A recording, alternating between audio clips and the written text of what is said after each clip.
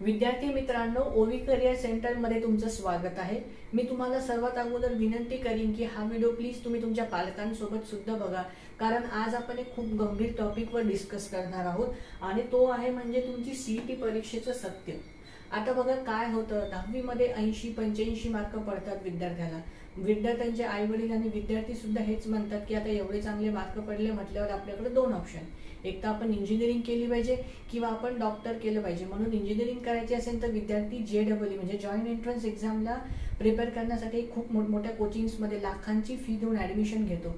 तर आज आपण बघणार आहोत आज आपण ह्या व्हिडिओमध्ये बघणार आहोत की तुम्ही एवढी लाखांची फी भरता ते खरंच तेवढं वर्थ इट आहे का। आणि ह्या टॉपिकवर बोलण्यासाठी मी योग्य आहे, कारण मी JEE पण दिली आहे, क्रॅक पण केली आहे, सीईटी सुद्धा दिली आहे आणि चांगल्या मार्कांनी सीईटीची परीक्षा सुद्धा क्रॅक केली आहे। सो मला या दोघी गोष्टींचा एक्सपिरियन्स आहे, तो मी माझे पर्सनल एक्सपिरियन्स तुमच्यासोबत शेअर करतो, जेणेकरून तुम्ही लवकरात लवकर निर्णय घेऊ शकाल की आपल्याला सीईटीवर फोकस करायचा आहे की JEE वरती फोकस करायचं आहे। सो सर्वांनी इकडे स्क्रीनवरती लक्ष द्यायचं। बघा, ओवी करियर सेंटरवरती, ओवी करियर चौकवरती मी स्वागत केलं तुमचं। सीईटी परीक्षेचं सत्य आपण बघतो आहे। सर्वात पहिला मुद्दा म्हणजे हे बघा, दिसत नसेल तर थोडा प्रॅक्टिकल विचार करा। आता तुम्ही म्हणाल की काय प्रॅक्टिकल विचार करायचा आहे। जर तुम्ही बघितला तर दरवर्षी किमान म्हणजे ॲव्हरेजली 12 लाख विद्यार्थी JEEची परीक्षा देतात। JEE मेन्स जी एक्झाम होते जानेवारी आणि एप्रिलमध्ये, दरवर्षी करीबन 12 लाख विद्यार्थी ते पेपर्स देतात आणि त्यांचा सक्सेस रेशो किती आहे, फक्त 12 ते 15,000 सीट्स आहेत NIT मध्ये इंजिनिअरिंगसाठी, म्हणजे 1 ते 1.5% त्याचा सक्सेस रेशो आहे। म्हणजे 12 लाख विद्यार्थी पेपर देणार आणि त्यातून फक्त 1% चान्स आहे की 1%च विद्यार्थ्यांना ते कॉलेजमध्ये ऍडमिशन देतील। उरलेल्या 99% विद्यार्थ्यांचं काय। अशामुळे काय होतं माहिती का, विद्यार्थ्यांमध्ये फार निराशा होते आणि एवढ्या कमी वयात अपयश आल्यानंतर ते अपयश पचवायला जरासं जड जातं, म्हणून वाईट गोष्टींचे शिकार सुद्धा होतात मुलं। म्हणून मी तुम्हाला विनंती करेन की मी जेव्हा माझी 10वी झाली तर मी काय केलं, खूप जोशमध्ये आलो, नाही आपल्याला JEE करायचं आहे। एक खूप मोठ्या कोचिंगमध्ये मी 4-4.5 लाख रुपये माझी 2 वर्षाची फी भरली आणि तिकडे JEE साठी ऍडमिशन गेलो। पण 6 महिन्यानंतरच मला कळलं की JEE आपल्यासाठी नाहीये। थोडा मी प्रॅक्टिकली विचार केला। आपल्याला सर्वांना वाटतं की मला IIT मध्ये जायचं, NIT मध्ये जायचं, आणि चांगली गोष्ट आहे, IIT NITचं शिक्षण चांगलं आहे।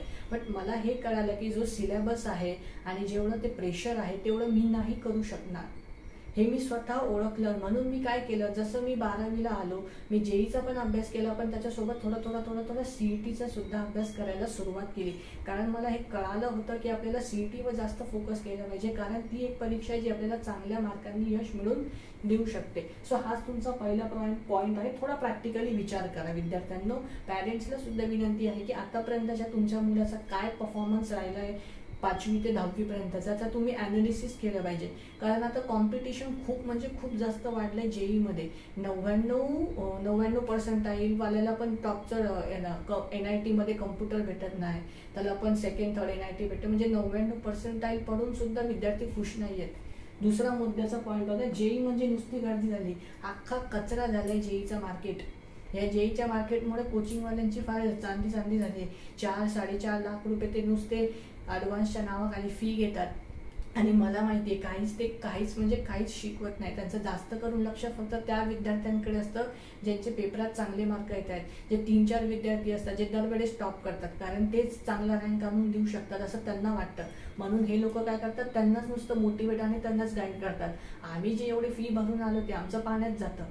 म्हणून ही चूक तुम्ही नाही करावी, म्हणून मी हा खास व्हिडिओ शूट करतोय की ॲटलिस्ट माझ्या वडिलांचे गेले 4.5-5 लाख या JEEच्या नादात, पण ते तुमचे नाही गेले पाहिजे, कारण 4-4.5 लाख रुपये खूप मोठ्या गोष्टी असतं।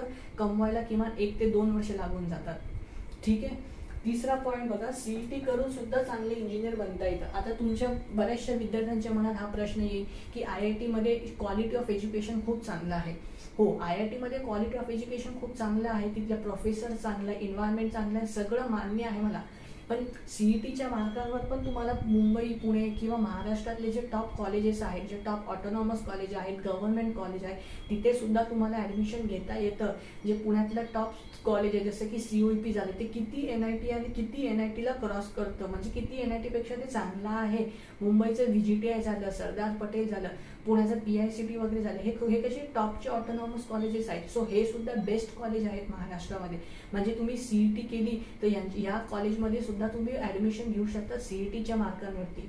सो माझी हा जो मी सगळा व्हिडिओ केला त्याचा फक्त एकच रिझन होता की तुम्ही विद्यार्थ्यांनो एकदा नीट शांततेने विचार करा की मी JEE वरती फोकस करू की CET वरती फोकस करू. याच्यासाठीच मी हा व्हिडिओ बनवला. होऊन काय सांगतं माहिती का, विद्यार्थी काय करतात, अगोदर JEEच्या मागे लागतात. आता JEEच्या मागे लागल्यामुळे त्यांचं काय फारसं सिलेबस कव्हर होत नाही, त्यांना फार स्ट्रगल करावं लागतं आणि मग नंतर JEEचे दोन्ही अटेम्प्ट निघून जातात, सक्सेस मिळत नाही. मग CETचा पेपर लगेच 10-15 दिवसावर आलेला असतो आणि 10-15 दिवसात कोणत्याच परीक्षेचा कॉम्पिटिटिव्ह एक्झामचा अभ्यास होत नाही. मग JEEच्या नांदामध्ये CETची पण वाट लागून जाते आणि फुकटचे 2 वर्ष वाया जातात. मग असं आपल्याला वाटतं की आपण आयुष्यामध्ये काही करू शकत नाही. असं नाहीये. योग्य निर्णय घेतला तर आयुष्याची सुद्धा सोनं करता येतं विद्यार्थ्यांनो. म्हणून माझी मनापासून इच्छा आहे की जर तुम्हाला असं वाटत असेल की सर JEE नको, मी CETच करतो, तर 100% CET परीक्षेचा अभ्यास करा. 11वी पासूनच CETचा व्यवस्थित अभ्यास करा. तुम्हाला नक्की चांगले मार्क पडतील.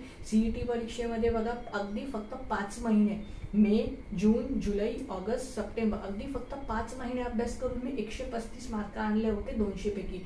तर तुम्ही जर वर्षभर अभ्यास केला तर तुम्ही किती मार्क आणू शकता, 200 पैकी 200 आणू शकता.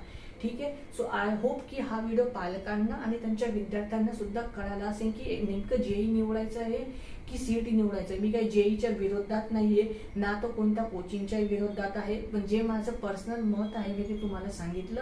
आणि मला असं वाटतं की तुम्ही सगळे माझे मित्रमैत्रिणी, लहान बहीण भावात, आणि तुमचं नुकसान न व्हावं म्हणून हा व्हिडिओ बनवला आहे मी.